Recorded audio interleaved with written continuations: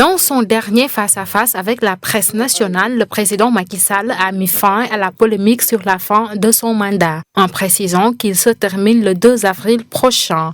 Pour ce qui concerne la date de l'élection présidentielle très attendue par tous les acteurs, le suspense est maintenu, suscitant diverses réactions. Ce qui était attendu du président de la République, c'est surtout la prise d'un décret pour fixer la date de l'élection.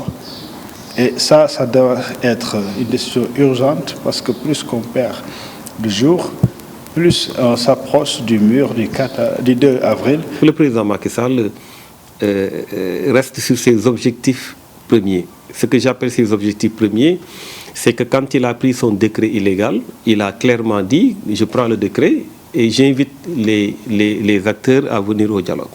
C'est exactement ce qu'il a renouvelé. C'est-à-dire qu'ils ont tenté un report de droit que le Conseil constitutionnel a freiné. Aujourd'hui, ils sont pour le report de fait. Par report de fait, j'entends bien entendu le fait de prendre son temps pour désigner une date, alors qu'il y a une fourchette légale dans la Constitution à travers l'article 31 de la Constitution. D'ailleurs, pour un consensus avec les acteurs, le chef de l'État a appelé au dialogue à partir de lundi prochain. Une façon de déterminer la suite du processus électoral. Les recalés, le plus souvent, ils cherchent à ce que un nouveau processus puisse être enclenché, alors que les candidats souhaitent aller aux élections très rapidement. Donc c'est clair qu'il ne peut pas y avoir de consensus à ce niveau.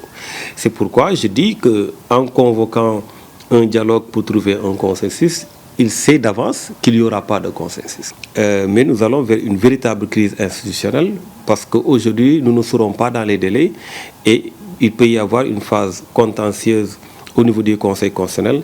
Et aujourd'hui, personne ne sait ce qui va en advenir après le 2.